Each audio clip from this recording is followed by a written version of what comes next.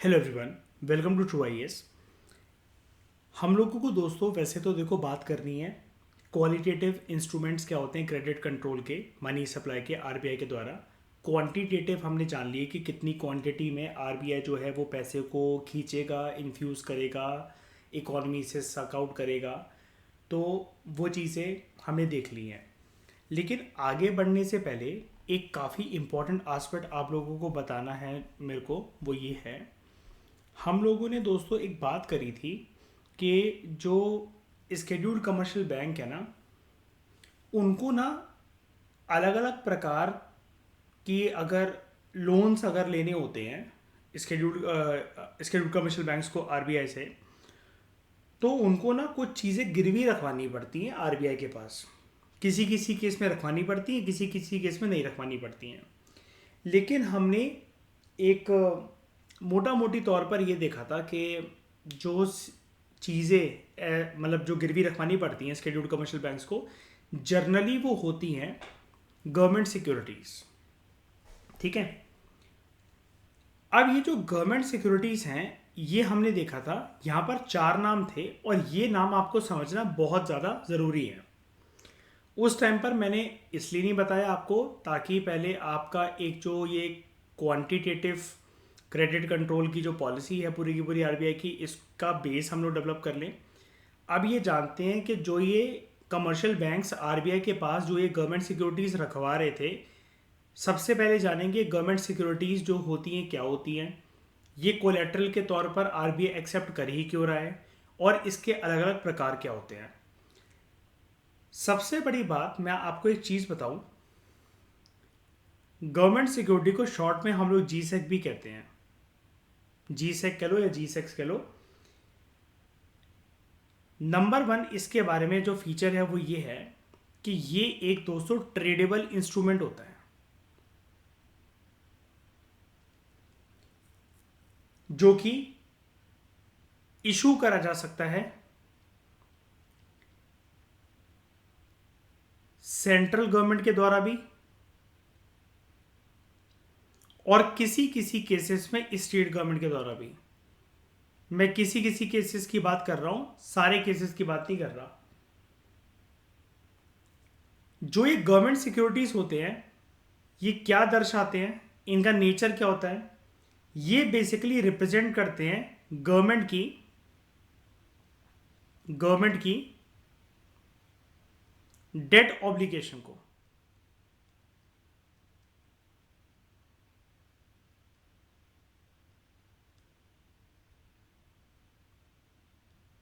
अगर ये गवर्नमेंट की डेट ऑब्लिगेशन को इंडिकेट करते हैं, तो यानी कि मैं इनको ऐसा भी तो बोल सकता हूं कि गवर्नमेंट ने इनको मार्केट में जो ट्रेडिंग के लिए छोड़ दिया है, उससे सरकार पैसा उठाना चाह रही है अपने बजटरी मिसमैनेजमेंट को ठीक करने के लिए। राइट। अब जो सरकार अपने बजटरी मिसमैनेजमेंट को ठीक करना चाह रही है और पैसा उठा रही है मार्केट से, वो दो नेचर का हो सकता है। क्या? तीसरा पॉइंट गवर्नमेंट सिक्योरिटी में जो आता है वो ये आता है, या तो ये शॉर्ट टर्म के हो सकते हैं,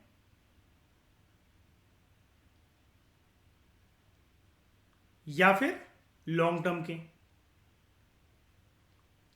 अब अगर सरकार अगर पैसा उठा रही है मार्केट से शॉर्ट टर्म में या लॉन्ग टर्म में, तो उसको जिन्होंने सरकार को पैसा दिया है कि जाओ तुम अपनी मदद कर लो, सरकार उनको ब्याज के साथ पैसा वापस नहीं करेगी क्या? चाहे वो पब्लिक हो, चाहे वो कोई कॉरपोरेट्स हो या कोई भी हो, बताओ करेगी कि नहीं करेगी? बिल्कुल करेगी। तो सरकार के ऊपर ये पैसा जब उठाया है सरकार ने, तो अलोंग विद इंटरेस्ट उसको रिटर्न करने की जो रिस्पॉन्सिबिलिटी की जो तलवार है, वो उसके सर पे मंडराती रहेगी कि नहीं मंडराती रहेगी, बताओ।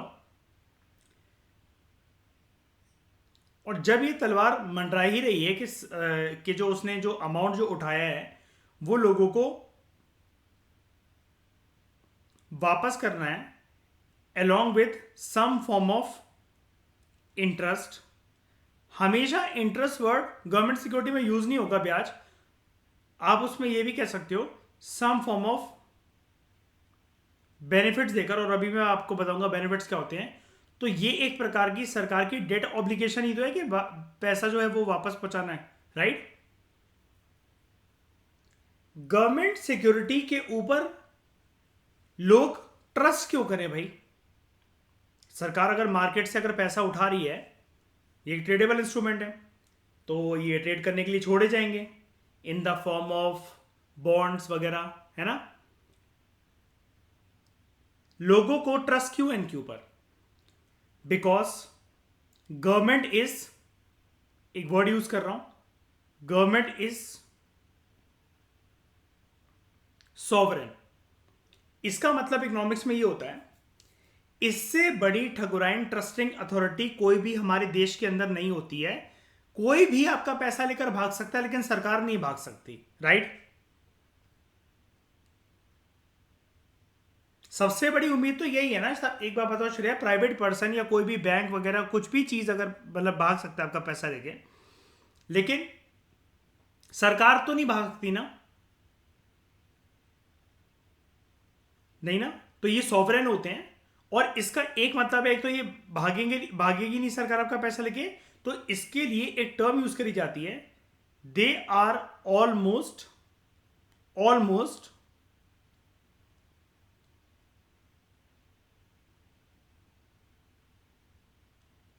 Risk free assets. और ये एसेट्स किसके पास होते हैं, कौन खरीदता है? With various stake holders, with various stake holders.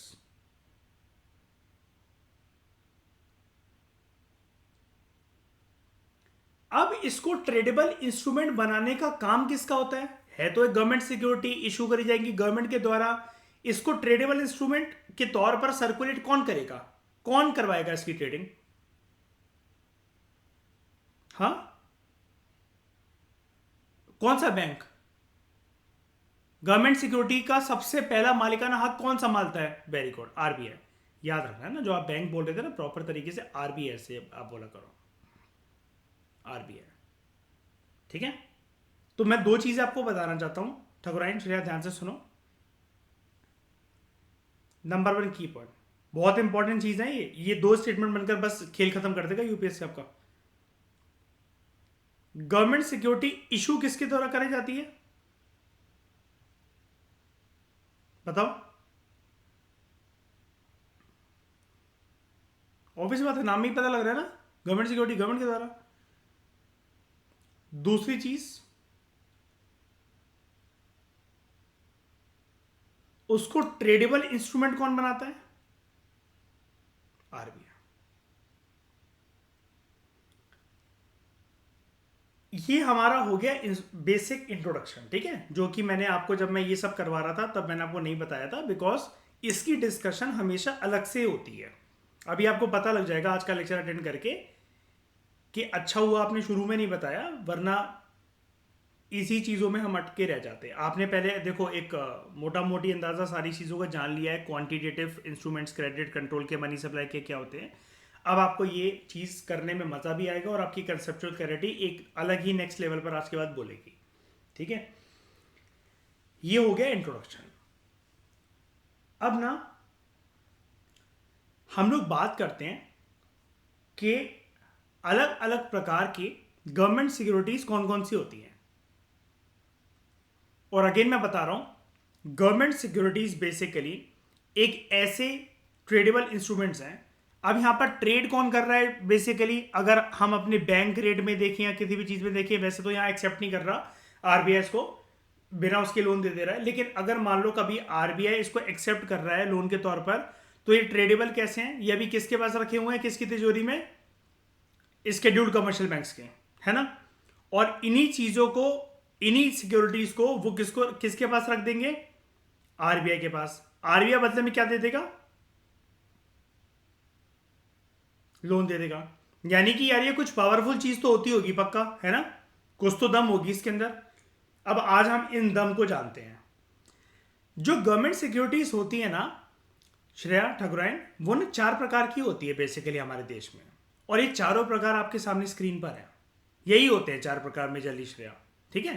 इक्के दुक्के अगर कल को कुछ आ जाए तो वो एक अपडेशन होगी, लेकिन यही जनरली 4 प्रकार जो हैं ये हमारे देश में चल रहे हैं लगभग एक डिकेड से। ओके, एक होते हैं ट्रेजरी बिल्स, दूसरे होते हैं कैश मैनेजमेंट बिल्स, तीसरे होते हैं डेटेड सिक्योरिटीज, और चौथे होते हैं स्टेट डेवलपमेंट बिल्स।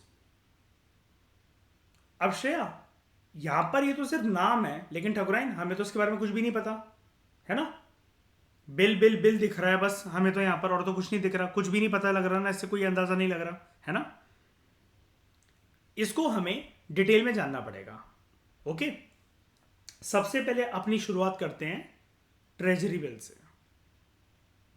जिसको हम लोग शॉर्ट में कहते हैं टी बिल्स। मतलब ये हम नहीं कह रहे, इसको ऐसे लिखा जाता है जैसे गवर्नमेंट सिक्योरिटी को जी सेक लिखा जाता है, इसको टी बिल बोला जाता है। ये टर्म ना 2017-18 में बहुत फेमस हुई थी करंट अफेयर्स में, मैगजीन्स में, और सबका ये कहना था कि प्रीलिम्स में आएगी ही आएगी टर्म। अभी तक पेंडिंग है ये सारी टर्म्स, पूछ चुका है वैसे यूपीएससी घुमा फिर आकर स्टेटमेंट्स की फॉर्म में, लेकिन एक डेडिकेटेड क्वेश्चन इसके ऊपर आने वाले सालों के अंदर बनता है। क्यों?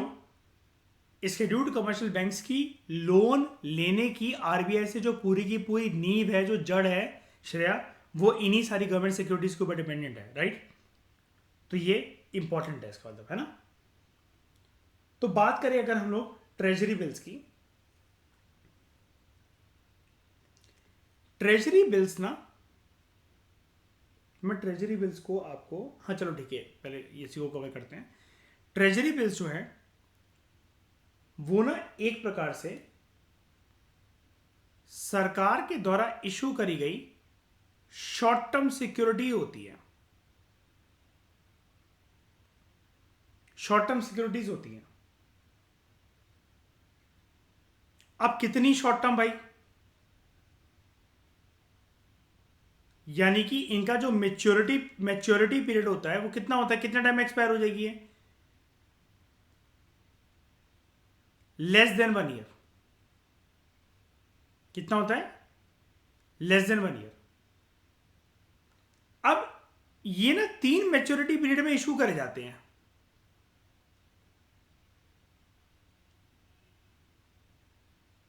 ये 3 मैच्योरिटी पीरियड्स या फिर टेन्योर्स में इशू करे जाते हैं आपको ट्रेजरी बिल्स। एक होता है 91 डेज का, ये इंपॉर्टेंट है ये, ठीक है, एक एक नंबर। दूसरा आता है 9 1 सा 9 9 2 सा क्या होता है?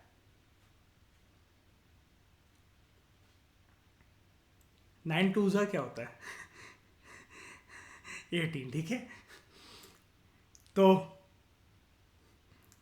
18, 91 प्लस 91,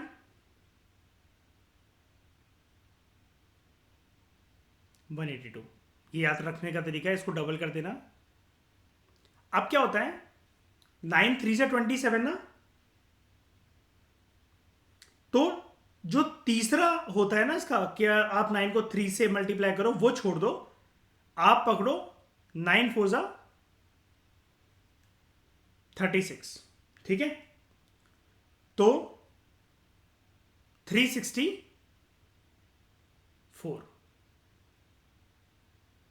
इन टाइम पीरियड्स की मैच्योरिटी ड्यूरेशन के अंतर्गत ये 3 प्रकार की ट्रेजरी बिल्स की टाइम ड्यूरेशन इशू करी जाती है। यानी कि एक ट्रेजरी बिल आपका कितने डेज में एक्सपायर हो जाएगा? 91 डेज का। दूसरा ऑप्शन 182 डेज, तीसरा ऑप्शन 364 डेज। इससे ज्यादा लंबे समय का आप ले सकते हो क्या ट्रेजरी बिल? नहीं। यहां पर 1 साल कंप्लीट होने में कितने दिन बाकी है मैक्सिमम, जो ट्रेजरी बिल दिख रहा है उसमें? हाँ, मिनिमम 1 साल कितने का होता है और मैक्सिमम? क्या बात है, ठीक है, 365 एंड 366, ठीक है। नेक्स्ट लीप ईयर कब पड़ रहा है? 2024, है ना। क्या बात है, सुबह सुबह दिमाग खोले हुए हैं। आज से सुबह नहीं हुई है, आज एनलाइटनमेंट भी हुई है ना। तो 3 मैच्योरिटी पीरियड्स हैं, 91 डेज, 182 डेज और 364 डेज। ये बहुत इंपॉर्टेंट इन्फॉर्मेशन है। यूपीएससी बस एक छोटे से नंबर के साथ खिलवाड़ कर देगा। और जिस हिसाब से पेपर आ रहे हैं श्रेया, ये यूपीएससी के लिए कोई बड़ी बात नहीं है ना। उसके बाद अगला पॉइंट, आराम से समझते चलना, कोई भी दिक्कत है तो मुझे रोक देना। कुछ लिखना हो आपको, कुछ दोबारा समझना हो, मुझे इमीडिएटली रोक देना। लेकिन इसको एक बार इसलिए समझा रहा हूँ बिकॉज ये करंट का पार्ट नहीं है, हमारे स्टैटिक पोर्शन का पार्ट है। तो ट्रेजरी बिल्स जो हैं, इनके लिए एक टर्म मैं यूज करना चाहूंगा आपके सामने। ये ना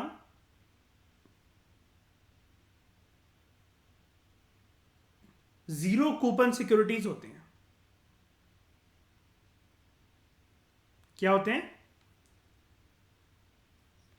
जीरो कूपन सिक्योरिटी। अब ना जब भी हम लोग गवर्नमेंट सिक्योरिटी वर्ड को यूज करते हैं श्रेया ठकुराइन, गवर्नमेंट सिक्योरिटी की बात कर रहा हूं सिर्फ मैं। यानी कि गवर्नमेंट सिक्योरिटी में मेरा क्या क्या जाता है? ट्रेजरी बिल आ जाता है, कैश मैनेजमेंट बिल्स आ जाते हैं, डेटेड सिक्योरिटी बिल आ जाते हैं, और क्या आ जाते हैं? State development bills. 4 तरह की है ना। हमेशा गवर्नमेंट सिक्योरिटी के कंटेक्स्ट में श्रेया, कूपन का मतलब होता है, कूपन का मतलब होता है इंटरेस्ट। क्या मतलब होता है कूपन का? इंटरेस्ट जो मिलेगा। ऑब्वियस ये बात है ना। जिसने खरीदा होगा तो उसको तो इंटरेस्ट मिलेगा। लेकिन यार, मैंने खरीद लिया ऐसे, बैंकों ने खरीद लिया ऐसे, म्यूचुअल फंड एजेंसीज ने खरीद लिया ऐसे, एक्सवाइजेड किसी भी स्टेक होल्डर ने इसको खरीद लिया, ये तो दिल तोड़ रहा है यार। कह रहा है जीरो इंटरेस्ट की सिक्योरिटी है, तो क्या यहां पर कोई इंटरेस्ट नहीं मिलता है? नहीं।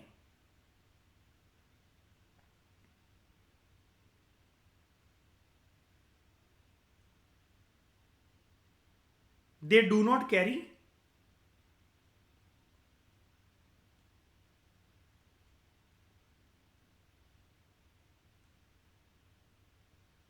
Any interest. अब श्रेया ठाकुराइन, इंटरेस्ट तो मिल नहीं रहा, तो इनमें ऐसी क्या खास बात है कि जब ये इशू होती है ट्रेजरी बिल्स, तो जब इंटरेस्ट नहीं मिल रहा तो सामने वाली पार्टी के मन में कैसा इंटरेस्ट जगाए कि वो पार्टी इंटरेस्टेड हो जाए, कि वो इनको खरीदने में इंटरेस्टेड हो? ज्यादा घुमा गया बात को, आ गया ना। इंटरेस्ट मिल नहीं रहा तो सामने वाली पार्टी इंटरेस्टेड क्यों होगी? जब इंटरेस्ट ही नहीं मिल रहा उसे, तो मतलब ब्याज नहीं मिल रहा तो वो इंटरेस्टेड क्यों होगी? जानने वाली बात है भाई, है ना। अब इसको लेकर से लोन ही उठाना हो श्रेया, तो ये तो फिर कर्जे में डूबने वाली बात है ना। इतना पैसा फिर यहां क्यों दे दिया डायरेक्टली? फिर अपना यूज ना कर लेते तो लोन कम अमाउंट का लेना पड़ता। यही भी तो सोचने वाली बात है। तो एक्चुअली क्या है, they do not carry any interest, ये जीरो कूपन सिक्योरिटीज होती हैं, लेकिन दे आर इशूड एट, ये पॉइंट है इंपॉर्टेंट कि इंटरेस्ट कैसे मिलेगा। दे आर इशूड एट, एक कीवर्ड यूज कर रहा हूं आपके आगे,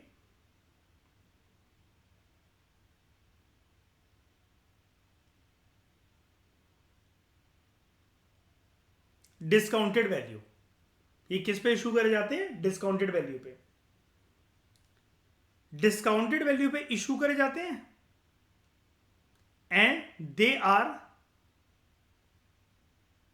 रिडीम्ड एट, रिडीम्ड एट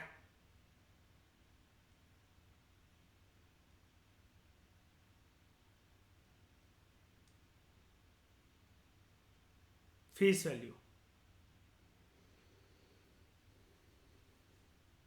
ठीक है। कब?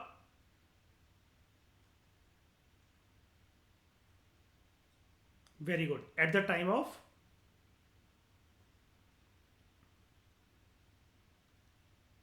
मेच्योरिटी। एक एग्जांपल की मदद से इसको समझते हैं। कोई भी एक ट्रेजरी बिल पकड़ो, कितने दिन का है आपके सामने ऑप्शन? 91 डेज, 182 डेज और 364 डेज का। पकड़ो कोई भी एक ट्रेजरी बिल, 182 डेज का पकड़ लेते हैं, चलो।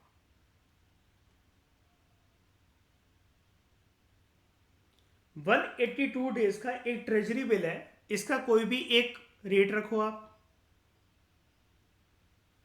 रखो कितना, हाँ रेट रखो, मतलब कितने रुपए का मतलब होगा ये, 1000 रुपये का, कितने का भी हो सकता है, सरकार डिसाइड कर दिया थी time to time, demand draft की तरह।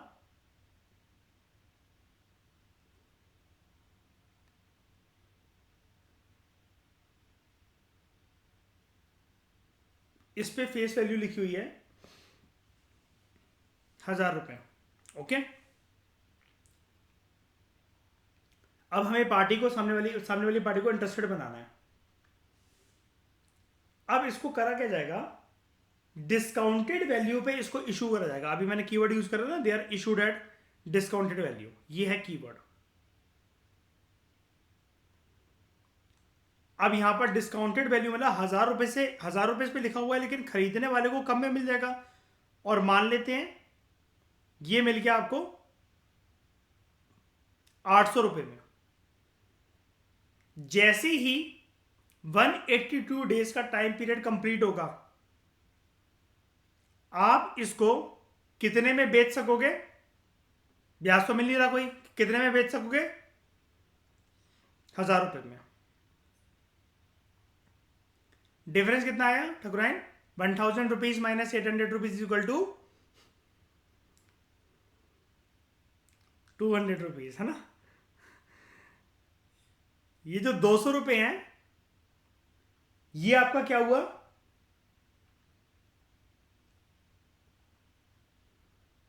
प्रॉफिट, जिसको कहा जाता है यहां पर,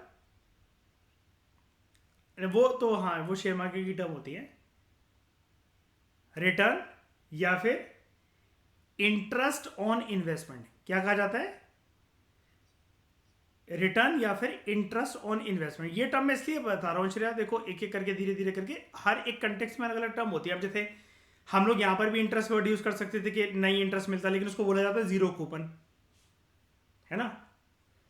अब यार है तो है यार श्रेया, मेरी गलती नहीं है, देखो मैंने नहीं लिखा, ठीक है, तो बुरा मत मानना, ना मूड स्विंग करना अपने, ठीक है। तो रिटर्न या इंटरेस्ट, तो बंदियों से बड़ा डर लगता है मुझे है, मतलब कंटेक्स्ट कुछ और, ठकुराइन बुक लिखा बुक में है, समझा मैं रहा हूँ आप लोगों के फायदे के लिए, और मूड स्विंग करके बैठ जाते हैं कि जैसे पता नहीं मैं मुशायरा करने बैठा हूँ सुबह सुबह 5 बजे रिटर्न और इंटरेस्ट ऑन इन्वेस्टमेंट, ठीक है। अब इसको बोला क्या जाता है, अगर कल को ये क्वेश्चन आ जाना आपको कि रिटर्न या इंटरेस्ट ऑन इन्वेस्टमेंट क्या होता है ट्रेजरी बिल के कंटेक्स्ट में, ठीक है, क्या होता है, इसका सिंपल सा फॉर्मूला होता है क्या, कितना आपने उसको खरीदा कितने पे था, नहीं हाँ 1000 पे तो खरीदा था, तो उसको कौन सा प्राइस, हाँ अरे ठीक 1800 में खरीदा था, हाँ ठीक है, फेस वैल्यू उसकी 1000 थी, लेकिन जो आपने उसको फेस वैल्यू पे तो नहीं खरीदा ना, उसको क्या कहोगे, कैसी वैल्यू पे खरीदा आपने उसको, डिस्काउंटेड वैल्यू, या फिर दूसरा टर्म होता है issue price, issue price, discounted value या फिर इशू प्राइस, उसको किससे माइनस कर दिया आपने, वेरी गुड, फेस वैल्यू, हाँ मतलब वही, मतलब एक मतलब इनमें से दोनों को बस माइनस करना, जो भी बड़ा होगा वो आप समझ ही गए कि फिर चलो ठीक है यार माइनस में निकलेगा वरना आंसर, है ना। फेस वैल्यू हमेशा बड़ी होगी, फेस वैल्यू या फिर जिसको बोला जाता है फेस वैल्यू प्राइस, इसमें से आप माइनस करोगे किसको, डिस्काउंटेड वैल्यू को या फिर इशू प्राइस को। इस केस में आपका ये माइनस होकर कितना निकला, 200 रुपये, ये आपका क्या हो गया, रिटर्न या फिर इंटरेस्ट ऑन इन्वेस्टमेंट, राइट। तो ब्याज तो नहीं मिला, लेकिन क्या मिल गया, क्या मिल गया, रिटर्न मिल गया, है ना, रिटर्न ऑन इन्वेस्टमेंट मिल गया, आरओआई मिल गया, राइट। और वो कैसे मिल पाया, जितनी फेस वैल्यू थी उस पर नहीं खरीदना पड़ा मुझे, डिस्काउंटेड वैल्यू पे मिल गया। लेकिन अगर मैं इसको 364 डेज तक भी अगर होल्ड करके रखूंगा, अगर आपने तो 182 डेज वाला एग्जांपल खुद से चुना, अगर मैं 364 डेज तक भी इसके होल्ड करके रखूंगा तब भी कुछ नहीं मिलेगा मुझे। तीनों ट्रेजरी बिल्स में मतलब ये सेम कंसेप्ट होता है कि मिलेगा ही नहीं मुझे, मतलब हाँ ऑब्वियसली बात है, मैं ट्रेजरी बिल्स की तो बढ़वा रहा हूँ, आपको 182 डेज वाले के थोड़ी ना बढ़वा रहा हूँ ठीक है। सुबह क्लास का मतलब ये नहीं होता कि अपना होश को बैठो, है ना ये सर देखो पता है क्या होता है, सरकार ने बोला जब तुम हमारे पास आओगे ना, इतने पैसे ले जाना, अभी तुम इसे कम में खरीद लो, तुम्हारी ये एक्स्ट्रा अमाउंट हमारे पास सेव है, तो तुम भर भर के खरीद लो इसको।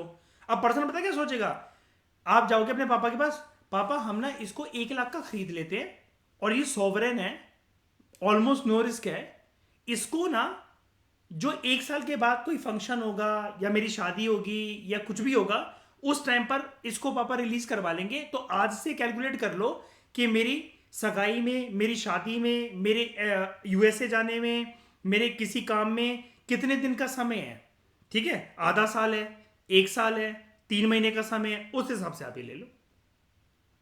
तो पापा हम लगाएंगे इतने और सरकार इतने दे देगी एक्स्ट्रा में, हमें मिल जाएगा इतना, बस ये पर्पस होता है इसका। काइंड ऑफ इसको ऐसा मान लो सरकारी मतलब सरकार की तरफ से एफडी का ऑफर, फिक्स डिपॉजिट का। लॉक तो ये भी है, तोड़ सकते नहीं बीच में, ठीक है।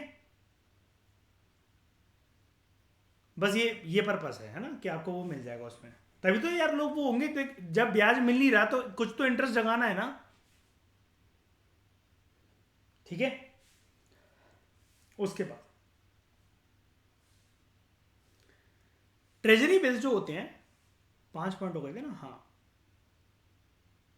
ट्रेजरी बिल में आपको सरकार क्या कर रही है, एक प्रकार से जो ये आपको, जब आप उनके पास आओगे तो फेस वैल्यू पे इसको बेच सकते हो, डिस्काउंटेड वैल्यू पे खरीदना है आपको, और पक्का आपको 1000 रुपये 182 डे, आपके एग्जाम्पल में जो आपने चुना था 182 डेज, आपको कैसे भरोसा है कि 182 डेज के बाद ये आपको मिल ही जाएंगे आपके 1000 रुपये। आपके 1000 रुपये नहीं, मतलब आप 1000 रुपये पे उसको सेल आउट कर सकते हो और आपको 200 रुपये का प्रॉफिट हो ही जाएगा आपके एग्जाम्पल में। ये क्या है, सरकार की तरफ से एक प्रकार का एश्योरेंस है और प्रॉमिस है, बोल सकते हो ऐसा। तो ट्रेजरी बिल्स जो होते हैं, आप उनको कैसा नोट कहते हो, very good, treasury bills are promissory note. कल को ये आ सकता है, बस टर्म पटक देगा यूपीएससी, फिर हम बैठ के सोचते रहते हैं ना कि यार ये प्रॉमिसरी नोट है कि नहीं। प्रॉमिसरी नोट कोई स्पेशल प्रकार का नोट थोड़ी ना होता है, मैंने आपको साइन करके दे दिया कि लो श्रेया इतना इतना ऐसी ऐसी चीज मैं कर दूंगा आपके लिए, ऐसा कर दूंगा, वो कर दूंगा, ये भी तो एक प्रॉमिसरी नोट होता है ना।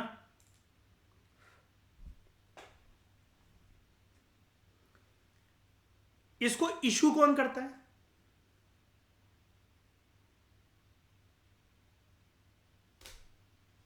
यहां पर एक कैच है, ठीक है। जब इसको लिखा जाता है ना, इसकी लैंग्वेज में कैसा है, यूपीएससी यही खेलेगा। मैंने इसलिए आपके लिए बहुत बारीकी से इंफॉर्मेशन चुनकर निकाली है, बहुत बारीकी से, और इसलिए मैंने आपको नोट्स सुबह ही शेयर कर दिए ग्रुप में। इसके करती है, वैसे मैं जनरली करता नहीं हूँ किसी चीज़ के आपसे नोट शेयर, लेकिन मैं चाहता था कि आप पढ़ो इसको और मैं भी लिखवा लिखवा के आपको सब कुछ यहाँ पर क्लियर भी कर दूँ। Treasury bills are promissory notes, line इसकी कुछ ऐसी है, they are issued by RBI. नहीं हो सकता ना ऐसा, वैसे तो मैंने आपको ऊपर तो रूल बताया ही था, इशू करने वाला सरकार और सर्कुलेट कौन करेगा, आरबीआई, यही था ना मैंने आपको अभी फंडा बताया। ट्रेजरी बिल्स के केस में ऐसा बोला जाता है, they are issued by RBI. Line देखना, अभी ये मीनिंगलेस लग रही है लाइन,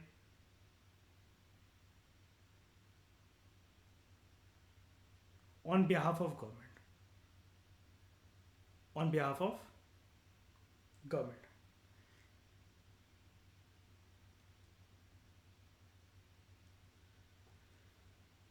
अब यहां पर एक चीज और समझनी है हमें इसी के साथ, मतलब हर एक पॉइंट, मतलब मैं ऐसे ही समझा रहा हूँ कि एक एक पॉइंट में जो चीज़ हो, फिर उससे कुछ समझे, फिर उससे कुछ समझे, ताकि आपकी एक स्टोरी पूरी क्लियर हो जाएगी जगह पर। मतलब एक जो A4 शीट का नोट होगा ना आपके पास इस टॉपिक का श्रेया, तो वो कंप्लीट टोटो में नोट होंगे, वो टोटलिटी में होंगे। बस आपको भरोसा होगा कि सीधे क्वेश्चन मेरा फंस जाएंगे, चाहे कोई सी भी स्टेटमेंट यूपीएससी दे दे, इसकी बियॉन्ड क्योंकि कोई इन्फॉर्मेशन होती नहीं है इसमें। ठीक है, तो they are issued by RBI on behalf of government. अब सवाल ये उठता है, मैं येलो कलर यूज करता हूँ, सवाल ये उठता है भाई ये जो यहाँ पर सरकार बोला जा रहा है, कौन सी सरकार, केडी सरकार, सेंट्रल गवर्नमेंट के स्टेट गवर्नमेंट? तो अगले पॉइंट का रूल बेसिकली ये कहता है, ट्रेजरी बिल्स के केस में T bills can only be issued bye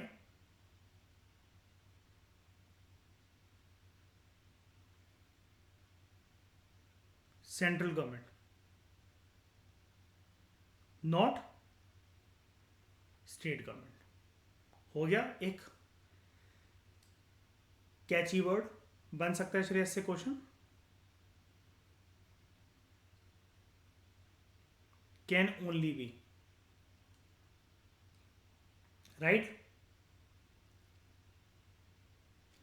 और इसका पर्पस क्या होता है, सरकार की कैसी रिक्वायरमेंट को फुलफिल करने के लिए श्रेया ठकुराइन, शॉर्ट टर्म की लॉन्ग टर्म, शॉर्ट टर्म। और कितनी शॉर्ट टर्म, मिनिमम कितनी शॉर्ट टर्म, मैक्सिमम कितनी शॉर्ट टर्म,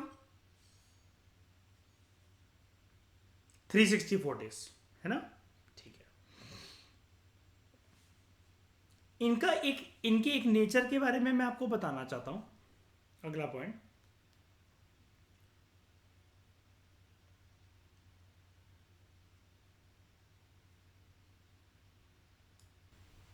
इसका नेचर क्या होता है, दे आर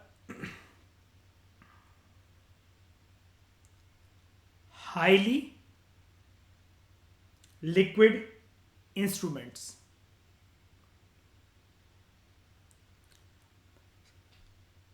इकोनॉमी में सबसे ज्यादा लिक्विड चीज क्या होती है? और ठकुराइन आई होप आपको पता है कि यहां पर लिक्विड का मतलब गीला नहीं है ना। आप वरना कहने लगो सर इकोनॉमी का तो पता नहीं, हमारे देश में तो ओशन रिवर और ये सब होते हैं सर, सबसे ज्यादा लिक्विड सर हैं, बारिश हो रही सर वो भी लिक्विड है, मैं आपको फोटो भेजी थी नदियों की, वो लिक्विड है ठीक है।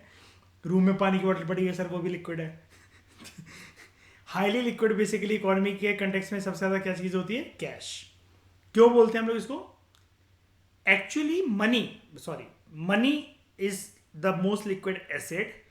और लिक्विड की डेफिनेशन क्या होती है इकोनॉमी में, which can be easily converted into cash, right.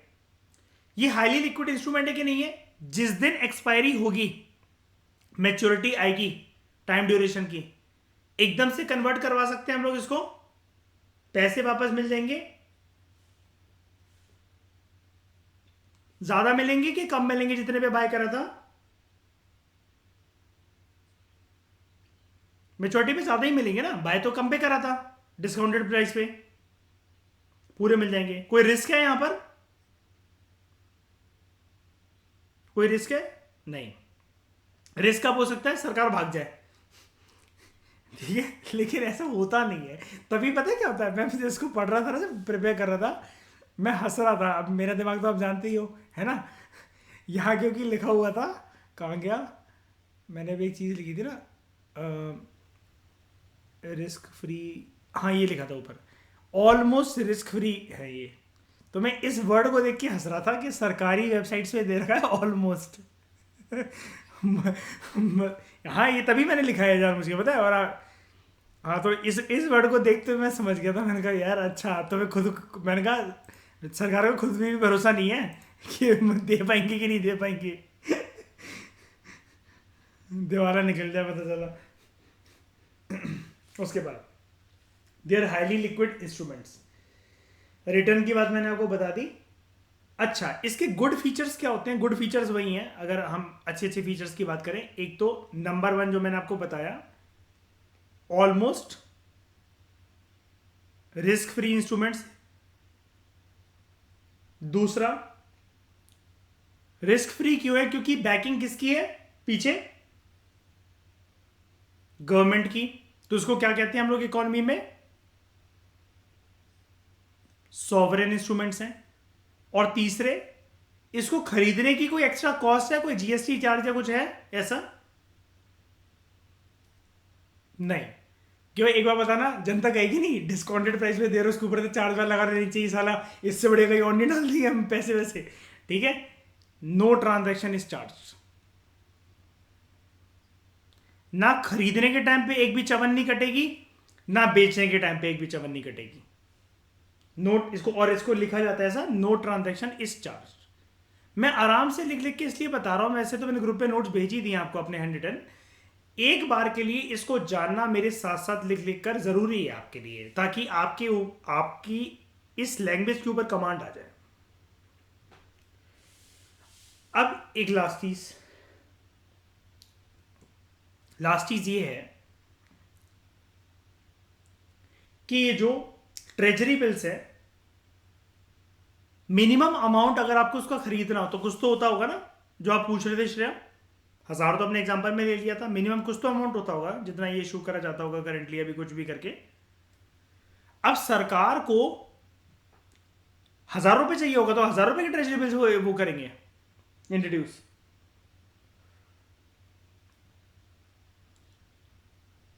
काफी चाहिए ना, तो मिनिमम अमाउंट जो रखा जाता है ना,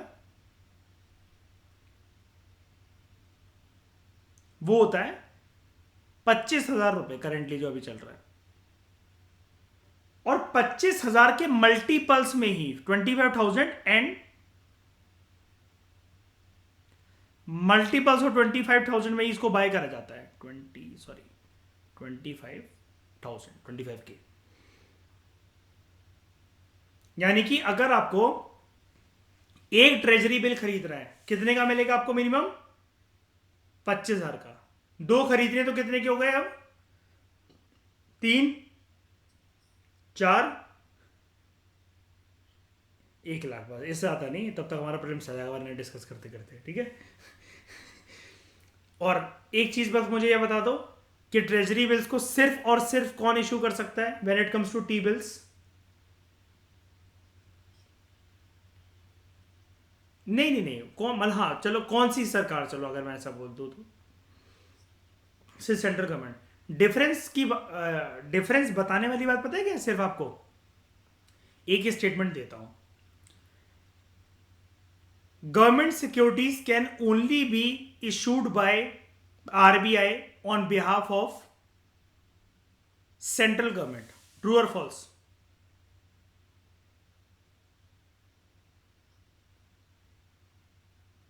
true. All government securities are issued by RBI only. True or false?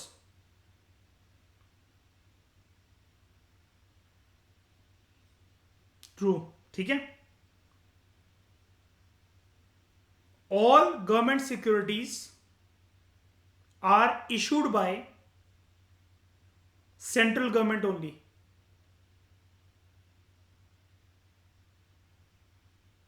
False.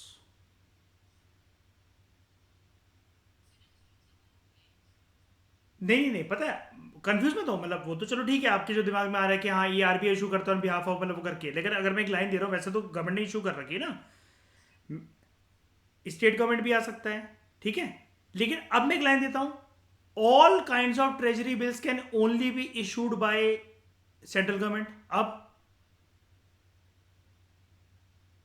True. Difference पता है क्या बताना चाह रहा हूं? बिल्कुल ठंडे दिमाग से सोचो मैंने क्या बोला। मैंने एक स्टेटमेंट में बोला ऑल गवर्नमेंट सिक्योरिटीज। भाई गवर्नमेंट सिक्योरिटीज तो ट्रेजरी बिल भी है, स्टेट डेवलपमेंट लोन भी है, डेटेड सिक्योरिटीज भी हैं और कैश मैनेजमेंट बिल भी है। 4 प्रकार की होती हैं। सबको सेंट्रल गवर्नमेंट नहीं इशू करता। लेकिन जहां पर मैं बोल रहा हूं all kind of treasury bills, every treasury bill, all treasury bills, all kind of, all, every, लेकिन अटैच करा हुआ है कि मैंने keyword treasury bill, it can only be issued by central government. या फिर प्रॉपर लाइन बोलूं, it can only be issued by RBI on behalf of only central government. But last time repeat करता हूं, all government securities are issued by RBI on behalf of only या फिर both, on behalf of both central government and state government, and it depends on the type of government security, है ना। और उनमें से एक हमने जान ली है कि एक गवर्नमेंट सिक्योरिटी ट्रेजरी बिल्स, यहां का हमारा मसला सॉल्व हो गया कि कौन इशू करता है सिर्फ इसको ऑन बिहाफ ऑफ ओनली, मतलब आरबीआई इशू करता है on behalf of only central government, ठीक है। कोई दिक्कत यहां तक अभी है आपको? तो इस डिस्कशन में फिलहाल इतना ही। Thank you very much for discussion. अभी के लिए हमने सिर्फ गवर्नमेंट सिक्योरिटीज में ट्रेजरी बिल को कंप्लीट करा कॉम्प्रिहेंसिव तरीके से। अगले लेक्चर में बाकी 3 तरह की हम लोग गवर्नमेंट सिक्योरिटीज के बारे में जानते हैं।